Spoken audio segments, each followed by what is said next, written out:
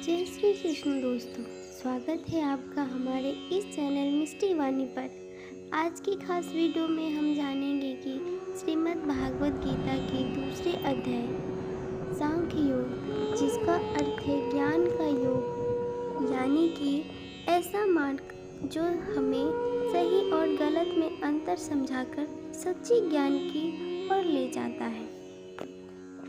इस अध्याय में श्री कृष्ण अर्जुन को समझाते हैं कि आत्मा कभी नहीं मरती, वजन और मृत्यु से परे है।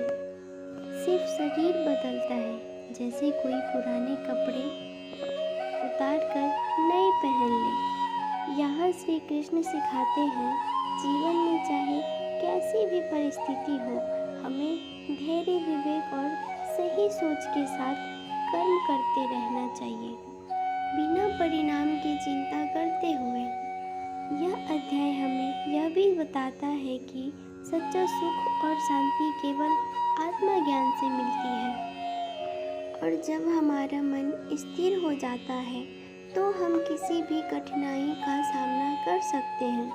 भगवत गीता का दूसरा अध्याय एक ऐसा अध्याय है जो न केवल सिर्फ अर्जुन के जीवन का हिस्सा बदलता है, बल्कि हर उस व्यक्ति को जागरूक करता है जो कभी न कभी जीवन में संघर्षों से टूट चुका है। जब मन में डर हो, जब रास्ता धुंधला पड़ जाए, जब अपने ही प्रश्नों का उत्तर ना मिले, तब ये अध्याय हमें दीपक की तरह मार्ग दिखाता है। महाभारत के युद्ध भूमि में खड़े अर्जुन जैसे वीर योद्धा भी उस समय टूट गए थे।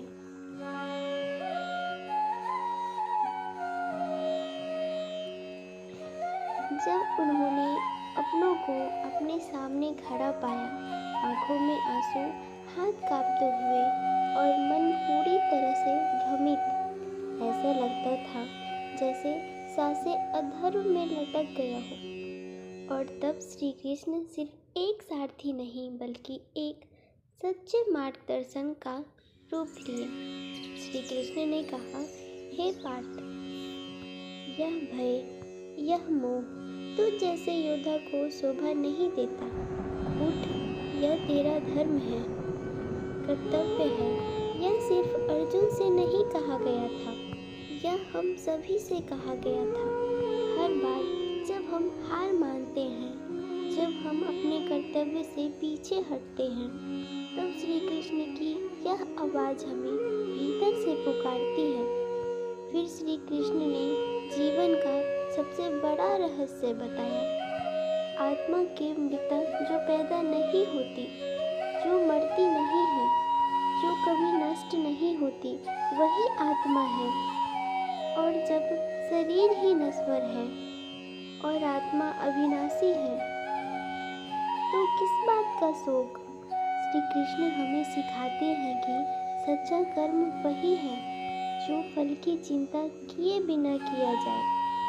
उन्होंने कहा, तू सिर्फ कर्म कर, फल की चिंता मत कर।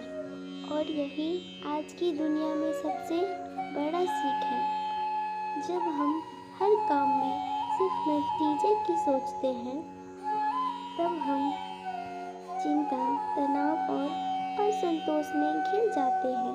लेकिन जब हम अपने कर्म को पूजा समझ के करते हैं, तब मन को शांति मिलती है।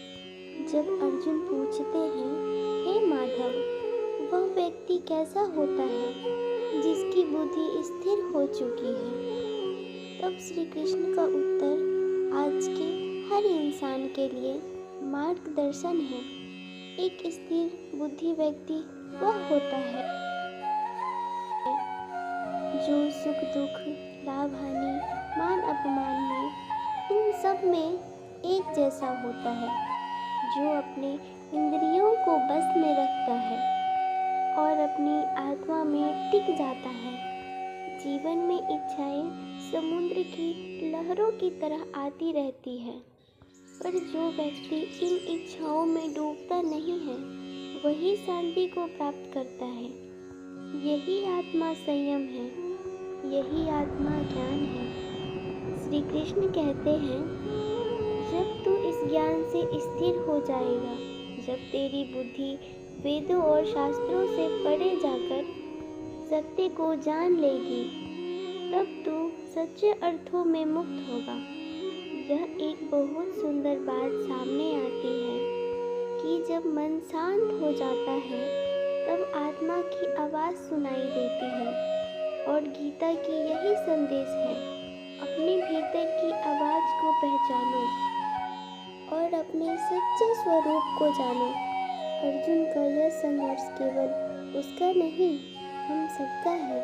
हम सब कभी न कभी मोह, शोक, भ्रम और भय में उलझ जाते हैं, पर श्री कृष्ण हमें याद दिलाते हैं कि तुम शरीर नहीं आत्मा हो, और आत्मा अजर, अमर, अचल और स्वभावत है।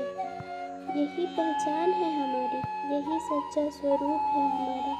इसी प्रकार भागवत गीता का दूसरा अध्याय न सिर्फ अर्जुन को उठकर खड़ा करता है, बल्कि हर उस इंसान को शक्ति देता है जो अपने जीवन में किसी मानसिक युद्ध से जूझ रहा हो। यह अध्याय हमें बताता है कि डर से जीतने का ही नाम जीवन है, और कर्तव्य को समझकर चलने का ही नाम धर्म है। तो आइए इस दिव्य ज्ञान को केवल सुने नहीं, बल्कि अपने मन में, जीवन में उतारे, क्योंकि गीता का ज्ञान आज भी उतना ही प्रासंगिक है जितना उस समय में था।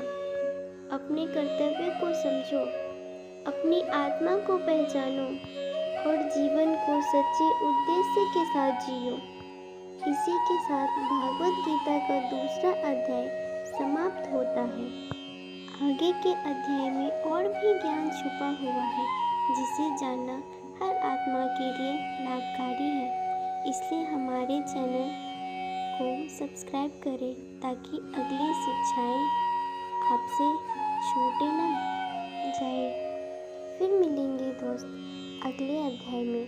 तब तक के लिए जय श्री कृष्ण।